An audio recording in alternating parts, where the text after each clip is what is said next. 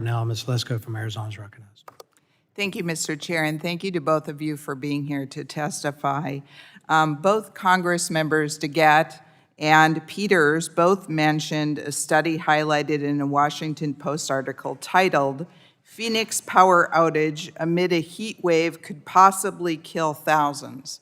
Well, that's exactly why we need Chairman Duncan's grid reliability bill, in my estimation. And in fact, that article also said Phoenix, which I represent part of Phoenix, Arizona, has a reliable grid. Well, part of the reason that Phoenix has a reliable grid is we have a diversity in energy sources. In fact, in Arizona, in 2022, natural gas powered 42% of our electricity, nuclear 29%, coal 12%, solar 10%, hydro 5%, and wind 1%.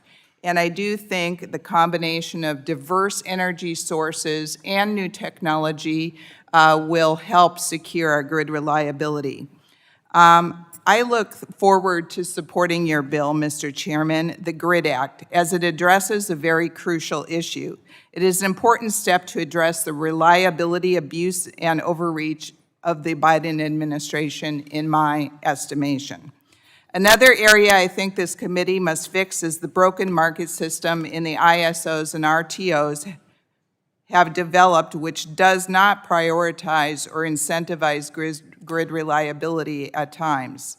James Robbs, CEO of NERC, the North American Electric Reliability Corporation, stated in recent Senate testimony, quote, "Unless reliability and resilience are appropriately prioritized, current trends indicate the potential for more frequent and more serious long-duration reliability disruptions, including the possibility of national consequence events," unquote.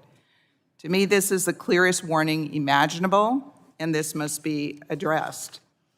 These blackouts that have occurred, in my estimation, are caused by a lack of the right kind of generation to power the grid. This is primarily a result of poor policy choices. Mr. Ortiz, these reliability issues are well documented, dating back as far as 2014, when DOE issued a warning concerning the bomb cyclone, which nearly crashed the entire national electricity grid. What additional authorities does FERC need to guarantee that we build additional baseload generating resources? Thanks for the question, Congressman. The FERC has jurisdiction over the electric transmission system as well as the reliability of the electric transmission system. We also, through our regulated markets, the regulated markets have the responsibility for implementing reliability standards within their footprint, as well as managing on behalf of the states that they are that are members, resource adequacy, and of course that differs in quite a bit. FERC's role there is to ensure just and reasonable rates.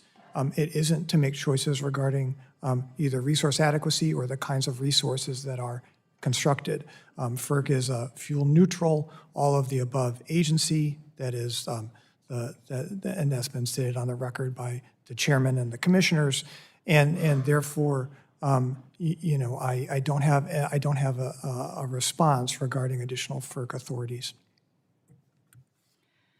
Do you have any specific actions that FERC could take with your authorities that would address grid reliability? I can highlight a number of actions that we have taken, in particular to address reliability concerns associated with the changing resource mix. We first directed NERC to identify and register inverter-based resources, which are largely solar and wind resources, could also be batteries as well, so that they are required to to comply with reliability rules. And then we also in the process of completing a proceeding to direct NERC to update its reliability rules to take into account the behavior of those resources to ensure that the planning is adequate to ensure reliability as they're being integrated. Furthermore, in our recent final rule regarding interconnection, two components of that rule place a requirement for interconnecting non-synchronous resources, inverter-based resources in particular, to provide accurate validated models as a condition of interconnection, as well as to be able to have certain ride-through capabilities during disturbances, which NERC has identified as a key reliability risk. So we have very much taken up the mantle of making sure that we improve reliability right now. Thank you, and my time has expired. I yield back.